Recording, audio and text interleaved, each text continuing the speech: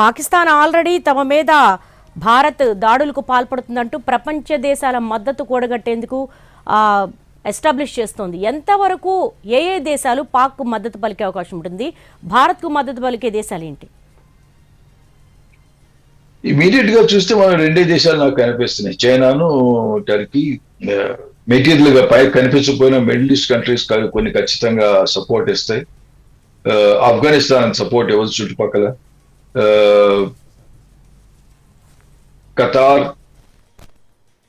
Saudi Arabia, Iran కి పాకిస్తాన్ కి మళ్ళీ దెబ్బలాటలు ఉన్నాయి.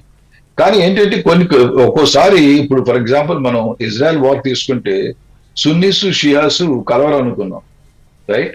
కానీ ఎప్పుడైతే హమాస్ మీద దెబ్బలాడుతున్నారు ఇజ్రాయెల్, మిగిలిన మిడిల్ ఈస్ట్ కంట్రీస్ అయితే ఇజ్రాయెల్ తో స్నేహంగా ఉండేవి, సౌదీ అరేబియా లాంటివి కూడా బయటకు వచ్చి స్టేట్మెంట్స్ ఇచ్చినాయి, మీరు మట్లు ఇలా చేస్తే మేము మాత్రం మీతో ఫ్రెండ్లీగా ఉన్నాం. ఆఖరికి ఫైనల్లీ ఈజిప్ట్ ఎవరైతే ఆల్రెడీ అగ్రిమెంట్ పెట్టుకుంది ఇజ్రాయెల్, వాళ్ళు కూడా అన్నారు. కనుక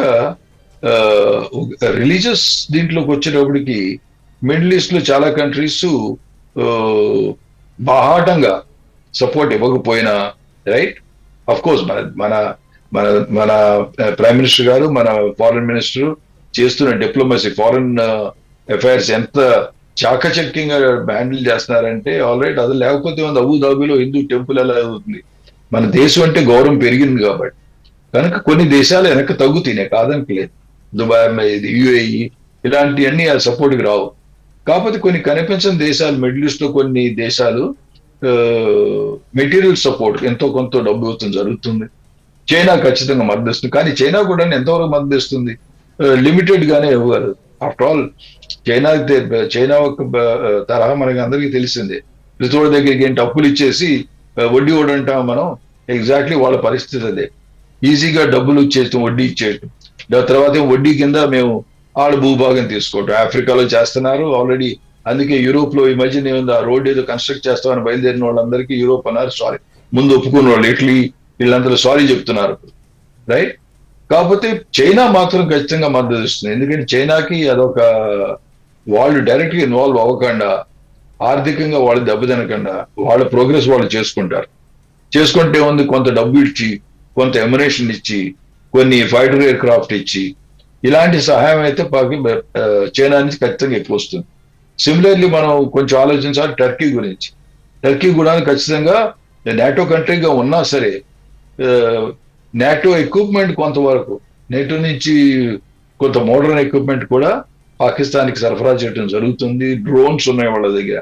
ఈ రెండు దేశాలు అయితే ఇమీడియట్ ఖచ్చితంగా చేస్తే, ఇంకా కొన్ని దేశాలు డైరెక్ట్ ఇండైరెక్ట్ గా రిలీజన్ పేరుతో కొంత హెల్ప్ జరుగుతుంది. కానీ ఎవరైనా సరే యుద్ధానికి వెళ్తున్నాం డబ్బు ఉంటే మాత్రం నేను అనుకోవటం అంత ఫ్రీగా ఇచ్చే దాతలు ఎవరూ లేరు. అంత ఎఫ్లూయెంట్ కంట్రీస్, అంత విపరీతమైన ఎక్సెస్ ఫండ్స్ ఉన్న దేశాలు కూడా నేను అనుకోవటం లేవు ప్రస్తుతానికి.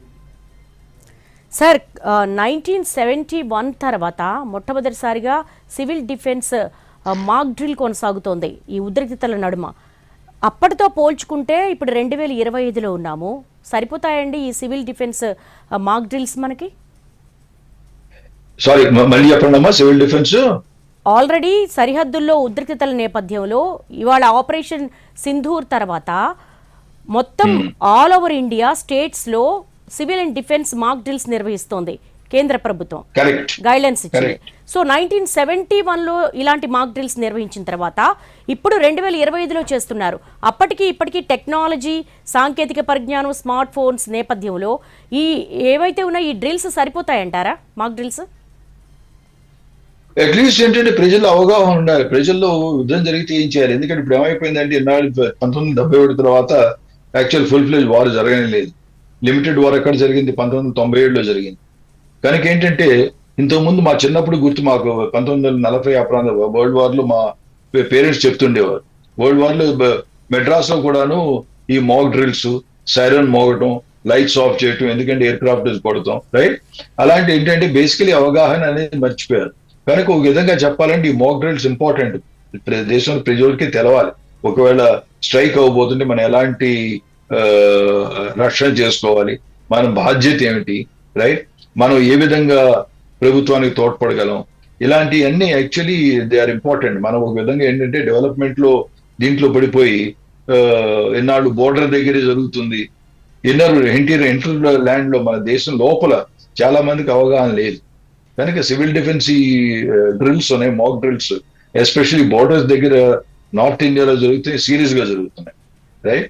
ఎందుకంటే ఇమీడియట్ గా ఏమన్నా ఆడు స్ట్రైక్ చేస్తే అక్కడెక్కడన్నా తగులుతాయి అని అప్రమత్తంగా ఉండాలనేసి దీంతో ఈ మాక్ డ్రిల్స్ ఇంపార్టెంట్. ఖచ్చితంగా దాంతో ప్రతి వాళ్ళకి వాళ్ళ డ్యూటీస్ తెలుస్తాయి.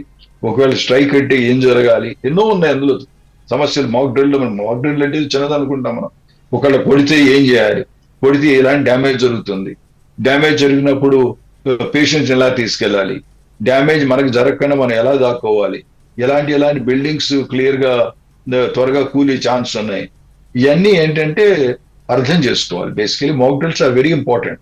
మనకు తెలియదు ఇక్కడ బోర్డర్ లో ఉన్న విలేజెస్ వాళ్ళందరికీ తెలుసు. యాక్చువల్లీ ఇప్పుడు ఈ టైంలో బోర్డర్ లో మీరు వెళ్ళి చూస్తే వాళ్ళు జస్ట్ బయటకు వస్తారు, భోజనం చేసి భోజనానికి కావాల్సిన సామాన్ యాక్చువల్లీ ఆల్రెడీ 15-20 days భోజనానికి కావాల్సిన సామాను కింద అండర్ గ్రౌండ్ దీంట్లో దాచుకుంటారు. మాటికి వెళ్ళి బజార్ను కొనుక్కోవడానికి బజార్ ఓపెన్ ఉంటుంది అనుకుంటాం కాదు.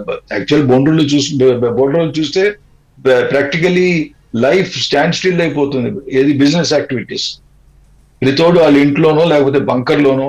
యాక్చువల్ బోర్డర్ మీద అయితే బంకర్లు ఉంటాయి, ఎందుకంటే ఫిరంగి ఏదైనా షెల్ వచ్చి ఇంటి మీద పడవచ్చు. ఇంటికి పక్కనే బంకర్లు ఉంటాయి, strong bunkers, concrete bunker, roof top bunkers ఉంటాయి. ఆ బంకర్లో తలదాచుకుంటారు ఎప్పుడైతే యుద్ధం డెవలప్ అవుతుంది, ఇంకా పెద్దది అవుతుంది అనేటారు. కనుక mock drills are very important. మనకు కూడా తెలవాలి, మనం ఎలా రక్షించుకోవాలని తెలవాలి అందరు. అంటే దాదాపు 290 ప్లేసెస్లో అటాక్స్ జరగచ్చని ఐడెంటిఫై చేశారు. ఈరోజు 240 ప్లేసెస్లో మాక్ డ్రిల్ నిర్వహించారు. కానీ స్పెషల్లీ కొన్ని మెట్రోపాలిటన్ సిటీస్ చూసుకుంటే ముంబై కావచ్చు, అలాగే హైదరాబాద్ కావచ్చు, కొన్ని అపార్ట్మెంట్స్కి సెట్ బ్యాక్సే ఉండవు. ఏదైనా ఒక ఫైర్ యాక్సిడెంట్ జరిగితే ఇమీడియట్గా ఫైర్ ఫైటర్స్ దాన్ని ఆర్పాలంటే కూడా చాలా క్లిష్టమైన పరిస్థితుల్లో ఇలాంటి వైమానిక దాడుల నుంచి ప్రజలు తమను తాము ఎలా రక్షించుకోగలుగుతారు సార్? ఇప్పుడు మాక్ డ్రిల్స్ యొక్క బేసిక్ ఏమి అదే కదమ్మా. ఏంటంటే ప్రతి ఏ ఏజెన్సీలు అయితే గవర్నమెంట్ ఏజెన్సీ ఇన్వాల్వ్ అవ్వచ్చు, ఫైర్ ఫైటింగ్ వాళ్ళు అవ్వచ్చు, వాటర్ సప్లై చేసే వాళ్ళు అవ్వచ్చు, ఎలక్ట్రిసిటీ డిపార్ట్మెంట్ వాళ్ళు అవ్వచ్చు, ప్రతి వాళ్ళకి ఏంటంటే ఇమీడియట్ గా ప్రతి డిపార్ట్మెంట్ ఎసెన్షియల్ సర్వీసెస్ ఎన్నో హాస్పిటల్స్ అవ్వచ్చు, రైట్? స్కూల్లో ఒకవేళ స్కూల్ స్టాప్ చేయొచ్చు. ఒకవేళ స్కూల్స్ నడుస్తున్నాయి అనుకో, ఆ స్కూల్ పిల్లలకి అర్థం ఎక్కడ దాక్కోవాలో. సో ప్రతి సర్వీస్ లోనూ కొన్ని ఇమీడియట్ యాక్షన్స్ ఉంటాయి. ఆ యాక్షన్స్ ఏమిటా, ఒకవేళ ఏమన్నా జరిగితే దానికి ఇమీడియట్ గా ఎలా రిపేర్ చేస్తాం, దానికి రియాక్షన్ ఎలా చేస్తాం, ఇవన్నీ మాక్ డ్రిల్స్ లో బేసికలీ ప్రాక్టీస్. ఆఫ్టర్ ఆల్ మనం ప్రస్తుతం తిరిగి ఇన్ని సంవత్సరాల తర్వాత 1971 తర్వాత ఇప్పుడు ఎన్ని సంవత్సరాలు, సుమారు 70 సంవత్సరాలు, 30+ అబౌట్ 54-55 సంవత్సరాలు అయింది, రైట్? ఇప్పుడు ఏంటంటే అట్లీస్ట్ తిరిగి అవన్నీ అవగాహన కావాలి. బోర్డర్లు ఎప్పుడు జరుగుతూనే ఉంటాయి. బోర్డర్ సిటీస్ లో, బోర్డర్ విలేజెస్ లో, జమ్మూ వాళ్ళందరికీ తెలుసు, శ్రీనగర్ లో ఎస్పెషల్లీ, బారాములా అయితే ఖచ్చితంగా తెలుసు, రైట్? అది అందరికి అవగాహన కావాలి. ఇంకొక ఇంటర్వ్యూ ఉంది, ఆయన వెళ్ళాలి. Okay, no problem sir. Thank you so much for joining us. Thanks for analysis. KR Rao garu US నుంచి వచ్చారు. ఇది కాశ్మీర్లోని పెహల్గాంలో 26 మంది పర్యాటకులను పొట్టన పెట్టుకున్న పాకిస్తాన్ ఉగ్రవాదుల పీచమణిచింది. ఆపరేషన్ సింధూర్ ద్వారా దెబ్బకు దెబ్బతీసింది. మరి వాట్ నెక్స్ట్? పాక్ స్టెప్ ఏ విధంగా ఉండబోతోంది? ముఖ్యంగా అయితే దాదాపు 290 ప్లేసెస్లో అటాక్స్ జరగచ్చని ఇంటెలిజెన్స్ రిపోర్ట్స్ ఉన్న నేపథ్యంలో ప్రతి మెట్రోపాలిటన్ సిటీలో కూడా mock drill, civil and defence drill కొనసాగుతోంది. మరి చూడాలి ఏం జరగబోతోంది. ఇది వార్ సైరన్గా భావించాలా, సర్జికల్ స్ట్రైక్గా భావించాలా అనేది కాలమే నిర్ణయిస్తుంది. ఇది వాటి స్పెషల్ అనాలిసిస్. నమస్తే.